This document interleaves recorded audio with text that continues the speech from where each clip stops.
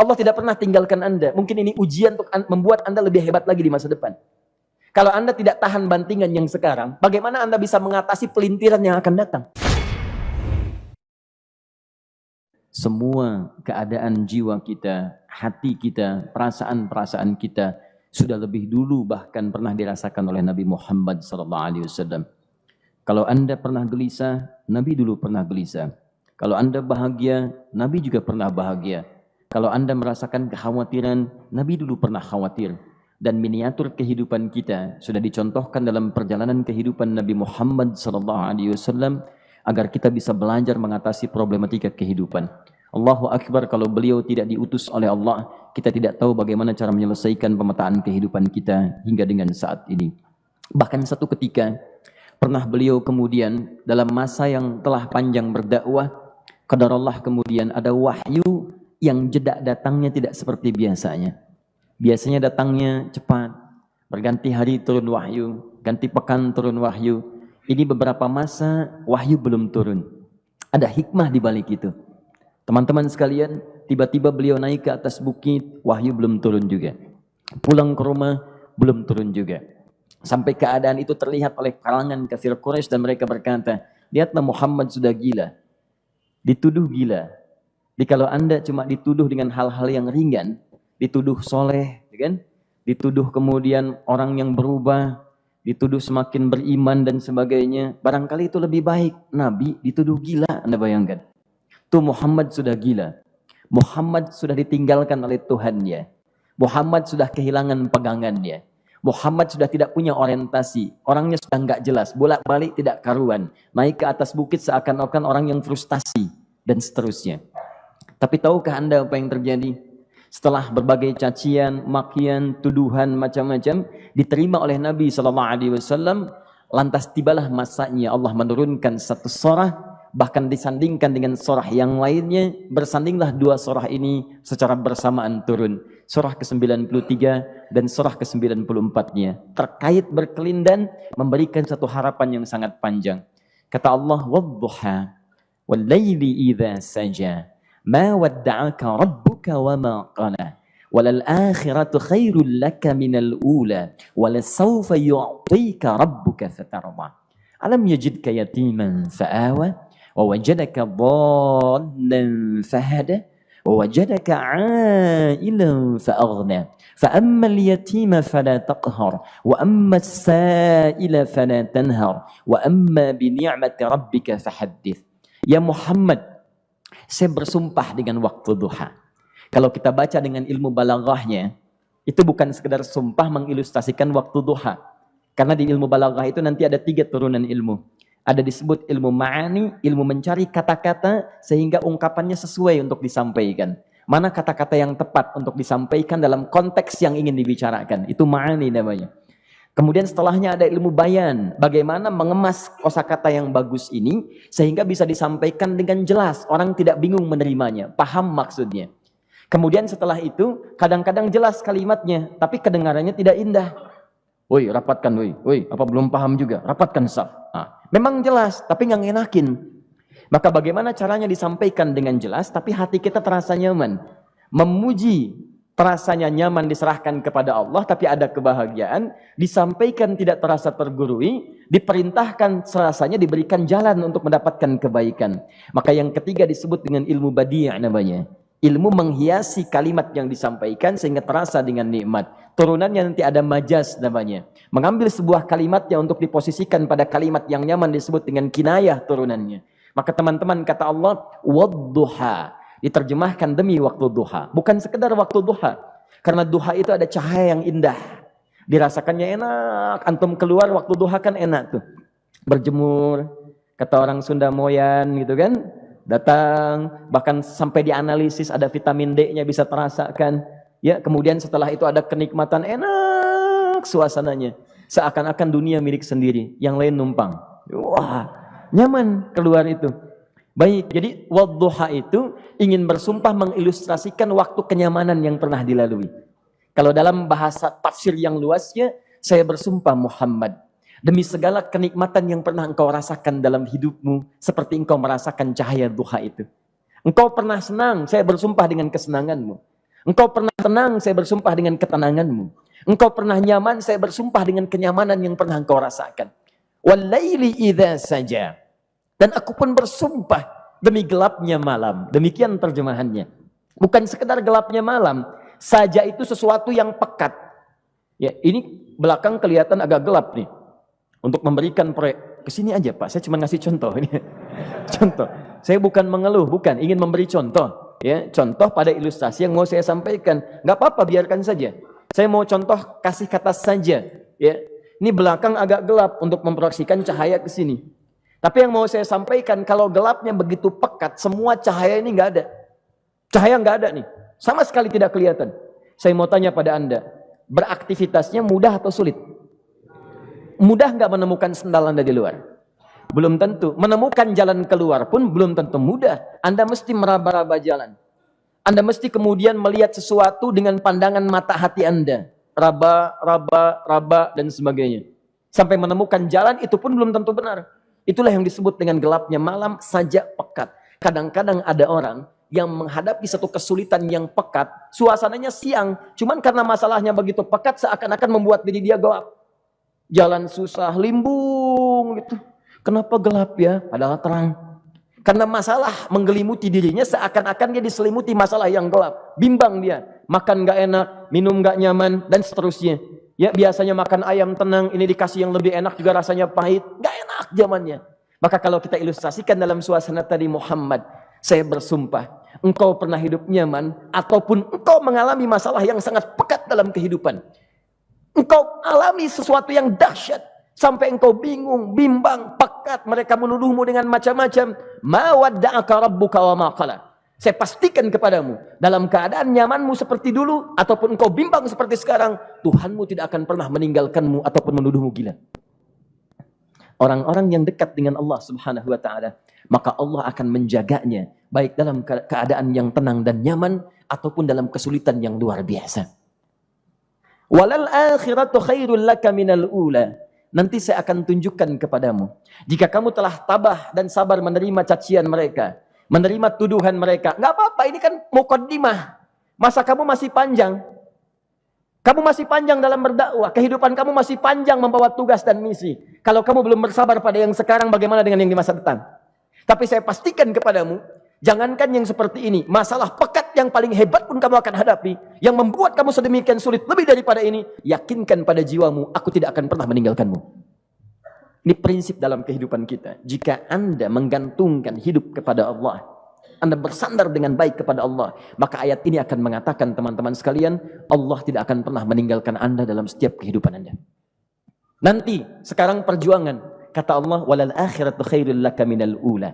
Nanti saat kamu tiba di akhirat, saya akan tunjukkan kepadamu ada yang lebih hebat yang tidak pernah engkau rasakan sebelumnya saat di bumi. Tidak akan ada lagi kesulitan yang kamu hadapi. Tidak akan ada lagi cacian yang kamu kemudian hadapi. Tidak ada lagi kemudian tuduhan yang kemudian kamu rasakan. Aku akan berikan apapun yang kamu inginkan sampai kamu puas. Wala sawfa yu'tika rabbuka fatarda. Nanti kamu pengen apapun, aku berikan. Kalau saufa masih ada jeda, ya. Kalau bahasanya wa yu'tika mungkin seketika. Tapi ketika mengatakan saufa, artinya bukan saat ini Muhammad. Sekarang pun aku berikan, tapi nanti yang di akhirat aku berikan sampai kamu merasa puas. Ayo minta apa saja. Hadir, hadir, hadir, hadir. Tapi yang paling indah, kalau kamu tidak percaya, alam yajidka yatiman fa'awa. Cobalah ingat, kalau sekarang sedang susah, coba ingat dulu. Bukankah saat kamu yatim, aku yang merawat sampai kamu tidak merasakan kegelisahan itu? Lahir bapak tidak ada, aku cukupkan dengan kakek. Kakek meninggal, aku hadirkan ibu dan paman hadir di sekitaranmu. Ibu meninggal, ada kakek. Kakek meninggal, ada paman. Dan Khadijah hadir di sekitaranmu. Bukankah aku rawat pada saat itu? Wajadaka dhallan fahada. Kamu sedang bingung, sedang susah. Bukankah sering aku berikan petunjuk kepadamu? Wajadaka ailan fa'aghna. Kamu merasakan kesulitan, lahir dalam keadaan yatim, tidak ada pendukung, maka aku jadikan kaya. Bukankah saat kamu menikah dengan Khadijah, aku tambahkan lagi pendukung untuk misi dakwahmu? Ini pesan dalam Al-Quran. Kalau Anda sedang merasa susah, kalau ingin menenangkan diri, ingat-ingat yang baik-baik yang dulu. Kalau Anda sedang jatuh dalam bisnis, ingat-ingat saat Anda meningkat dalam bisnis Anda. Allah tidak pernah tinggalkan Anda. Mungkin ini ujian untuk membuat Anda lebih hebat lagi di masa depan. Kalau Anda tidak tahan bantingan yang sekarang, bagaimana Anda bisa mengatasi pelintiran yang akan datang? Karena dalam kehidupan bukan cuma dibanting. Anda mungkin mengalami penyingkiran, penyungkuran, lipatan, guntingan, bantingan, macam-macam. Jadi kalau satu gaya belum bisa Anda atasi, bagaimana Anda bisa berharap mendapatkan turunan yang lainnya? Selalu ingat bahwa jika hidup Anda ingin tampil gaya, Anda harus merasakan tekanan dalam kehidupan. Karena F selalu berbanding lurus dengan P, hukum Pascalnya. Gaya berbanding lurus dengan tekanan. Orang yang ingin tampil gaya dalam kehidupan, maka dia mesti siap menghadapi tantangan-tantangan hidup yang diatasi. Turun ayat. Sampai ujungnya. Jadi kalau kamu sudah begini lagi, jangan pernah kamu bentak orang lain. Jangan pernah merendahkan orang lain. Karena Allah pun menjaga setiap hamba sepanjang ia mendekat kepadamu. Setelah itulah turun kemudian surah Al-Insyirah. Alam nashrah lakas sadrak. Antum kenal Nabi Musa? Baik. Tapi agak lumayan lah. Tadi saya di Soreang kenal Fir'aun. Di sini Musa. Baik, alhamdulillah. Perhatikan ya, dahsyatnya pemberian Allah kepada Nabi Muhammad SAW. Nabi Musa alaihi salam, dan sering kali kita bacakan untuk memohon kepada Allah. Rabbi syrahli sadri. Perhatikan baik-baik. Ini keunggulan Nabi Muhammad SAW dibanding Nabi Musa alaihissalam. Dua-duanya Nabi, Rasul, tapi masing-masing punya keistimewaan. Musa, Nabi, berdakwah, memohon kepada Allah kelapangan hati. Rabbi syrahli sadri. Ya Allah, tolong lapangkan hatiku nih. Kenapa mesti lapang? Karena pasti Musa merasakan nih. Saya tahu betul karakter Fir'aun. Belum apa-apa sudah memaki. Kalau orang yang hatinya tidak lapang, tidak akan tahan dengan makian, keluarlah kemudian balasan yang tidak digambarkan sebelumnya. Fir'aun itu kasar. Kasarnya bukan sekedar kasar, bahkan saking kasarnya bisa berujung pada eksekusi kematian. Saya contohkan tadi di sore yang ini, saya nggak suka dengan rambutnya nih, kata Fir'aun. Bukan nyuruh-nyukur mas, tolong pisahkan kepala dari badannya. Gitu gayanya tuh, Fir'aun. Ya. Bukan nggak ngenakin, susah dengan Fir'aun itu. Jadi kalau belum apa-apa datang Musa ke situ, hatinya tidak seluas samudra, hatinya tidak lapang, cuman seluas gelas, tidak akan sabar menerima cacian Fir'aun. Begitu datang dicaci, dasar anak gak tahu diri, gak tahu malu, sudah saya rawat begini. Ya Allah, saya bosan dengarnya, matiin aja sekarang. Musa Nabi berdoa dikabulkan. Cuman kalau Fir'aun kemudian ajalnya misal wafat pada saat itu, tidak akan jadi contoh kepada kita untuk kekinian. Bagaimana orang yang bebal untuk bertobat kepada Allah Subhanahu wa taala. Bagaimana penyimpangan dalam kedudukan. Bagaimana dia kemudian akrab dengan pengusaha yang gelap. Di pengusaha gelap berpartner dengan penguasa zalim. Sudah ada dari dulu. Pengusahanya disebut dengan Qarun. Kemudian mohon maaf, ya, yang pemimpinnya disebut dengan Fir'aun. Tokoh intelektualnya disebut dengan Haman. Makanya cerita ini komplit di Quran. Sudah ada. Di setiap persoalan dalam kehidupan masyarakat disebabkan tiga hal yang berkolaborasi. Kalau bukan penguasa zalim berpartner dengan pengusaha gelap, ditopang oleh intelektual yang sembrono. Itu persoalan. Jadi kalau ada sekarang intelektual menyalahgunakan kepintarannya, dia terlambat, sudah ada Haman dulu. Dan gak usah bersaing, dia bisa bikin piramida, Anda belum tentu bisa membuatnya. Kalah Anda, masih kalah hebat.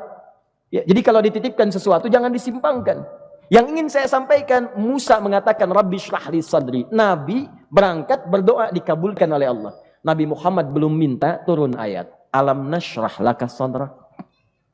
Yang ini minta Rabbi syrah li sadri. Nabi Muhammad alam nashrah laka sadrak. Muhammad mulai dari peristiwa sehingga engkau akan lebih sabar lagi menerima tantangan-tantangan dakwah. Mulai sejak itu jangankan dimaki, dilempar batu di Taif. Dari Mekah pergi ke Taif. Dengan Zaid kemudian. Sampai di Taif mendapatkan sesuatu yang tidak dibayangkan sebelumnya. Kalau cuma dihentikan saat mengajar, wajar. Ini dilempari batu. Anda bayangkan. Bisa kebayang nggak? Lempari batu tuh. Dilempar. Zaid jadi tameng, berdarah-darah, kemudian mundur. Mundur, beristirahat di bawah tepian pohon. Begitu beristirahat, datang malaikat penjaga dua gunung. Turun malaikat. Dengan kesal mengatakan, Ya Rasulullah, mud yadaika ilas sama. Ya Rasulullah, angkat tanganmu ke langit, minta kepada Allah, aku angkat dua bukit di Taif, aku himpit keduanya mereka. Aku himpit penduduk Taif dengan dua bukit itu. Apa jawab Nabi? Karena sudah mendapatkan kelapangan, ketenangan, belajar dari peristiwa-peristiwa tadi, indah jawabannya. Lah, katanya, tolong jangan lakukan. Innahum qaumun la ya'lamun. Mereka belum paham saja. Mereka belum mengerti. Tolong jangan lakukan. Aku bermohon kepada Allah. Boleh jadi nanti di masa depan akan ada hamba-hamba terbaik yang lahir dari bumi Taif ini. Kemudian beliau berkata, Rabbi, ina man takilluni. A'ila qaribin yu'limuni am ila ba'idin yu'dhini fa ana radin ma lam taghdab ilayya. Ya Allah, kemana lagi engkau akan utus aku untuk berdakwah setelah peristiwa ini? Apakah tempatnya lebih dekat aku jangkau sekarang, tapi di situ aku akan disakiti lagi? Ataukah jaraknya masih jauh, tapi di tempat itu aku akan dizalimi lagi? Aku ridha ya Allah dengan itu semua, asalkan engkau tidak marah kepadaku. Asalkan engkau tidak marah kepadaku. La haula wala quwata illa billahil aliyil azim. Begitu kelapangan itu muncul, ridha dengan ketetapan dan siap, tabah, kuat, hadir dalam jiwanya. Tiba-tiba turun undangan, tunaikan Isra dan Mi'raj. Diangkat statusnya, naik mendekat kepada Allah Subhanahu wa taala. Dihilangkan bebannya, wa wada'na anka wizrak alladzi anqadha dhahrak. Itu hikmah, teman-teman. Barangkali kalau antum saat ini datang ke masjid ini untuk kajian, sedang bawa beban, ada kesulitan, penuh dengan macam-macam, barangkali dibacakan surat Ad-Duha tadi untuk memberikan harapan kepada Anda. Ini bukan PHP, karena ini bukan masalah urusan manusia. Ini adalah janji yang tidak akan pernah diingkari. Innallaha la yukhliful mi'ad. Kata Allah, Anda punya masalah, ingat suasana tenang pada masa lalu. Bukankah saya memberikan ketenangan kepadamu? Mendekat kepada saya, Anda bersabar, yakinkan bahwa ujian yang saya berikan saat ini sesungguhnya untuk membuat kamu lebih hebat di masa depan. Karena orang hebat tidak akan pernah sepi dari ujian untuk membuat dia lebih kuat menghadapi tantangan dalam kehidupan.